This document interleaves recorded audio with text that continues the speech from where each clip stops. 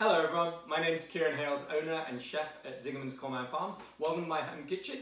We're going to walk through this week's Stock the Freezer menu. Let's enjoy! So this week's soup is our beautiful cream of tomato and thyme soup. We've taken some shallots and garlic, sauteed them down with a little bit of extra virgin olive oil, added some preserved tomatoes, some fresh thyme, and then let that cook for about 12 hours. It's a really great one for these chilly spring days that we're getting. So this week's vegetarian option that we've got on the menu isn't really a vegetarian option, it's just a really great dish. It's our vegetable ragu. It's got artichokes, roasted red peppers, roasted yellow peppers, peas, black olives, green olives, fava beans in there. It's got caramelized onions, garlic, zucchini, summer squash, so loads of veggies. It's actually the dish I had just before we started filming today. You don't need anything else with this. If you were going to add something, maybe some of the spetzel on the side with a little bit of pesto or something like that, honestly, really packed with loads of nutritional value. You're going to love it. So as you've been going through the videos, you can see that dish right up front.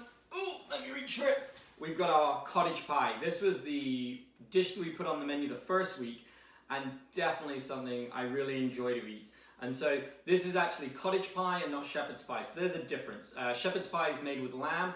Cottage pie is made with beef, and this one has something called thatch on the top. Nice creative way for the Brits to call putting a little bit of extra cheese on there. So this is slow cooked beef, parsnips, carrots, leeks, shallots, garlic, packed with loads of veggies, some beautiful sweet peas in there, cooked down with red wine, a little bit of beef stock, topped with fluffy mashed potatoes, and then some cheddar. Really fantastic meal. Comes in an aluminum medium-sized pan, enough really for 4 people, but honestly I can sit down and eat a whole one to myself. So one of the sides this week is my Auntie Wendy's recipe for roasted potatoes that I just maybe took up a notch or two. What we do is we take our potatoes, we cook them really slowly with salt, thyme, rosemary, garlic, some shallots, and it takes about 6 hours. Bring them up, simmer them really slowly. Then we take them out, dry roast them with a little bit of vinegar, a little bit of Worcestershire sauce. Take them out again, add some olive oil and butter, and then roast them till they're crispy. They're really exceptional, packed with lots of flavor. You barely need to add anything else with them. You could eat them as a meal by themselves. So we have our decadent rice pudding. It's cinnamon rice pudding, but it's not anyone's cinnamon rice pudding. This is ours. This has got heavy cream and butter. There's not an ounce of cream anywhere near it. And then the cinnamon we've got in here is 000 that we get from our wonderful friends at Épices de Cru in Montreal. We grind that up. We put a little bit of nutmeg in there.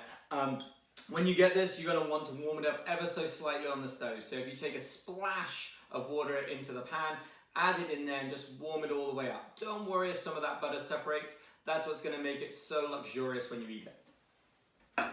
So as many as you know, I got to live in France for a number of years. And just south of Creuse-Hermitage, there's a factory called Valrhona that makes some of the world's best chocolate. And we're lucky enough to get some of their chocolate and cocoa powder. And both of those we use here in our chocolate pudding. And so this is heavy cream, butter, sugar, and then that wonderful Valrhona chocolate adds for this really rich, dark color to the chocolate pudding. I probably got enough here for at least 2 people in the bowl, and this is only half of what comes in the pint container for us. So you definitely can eat this one out over a couple of days. So one of the things we've got at the top of our Stock the Freezer menu this week is our breakfast kit. And so I've got some of our pancake mix. It comes with a pound of bacon, 12 dozen farm eggs, but I want to take a second to talk about the pancake mix. It makes about 13 pancakes, so a baker's dozen. Super light and fluffy, and it really keeps well for 2 or 3 days after you've made the batter.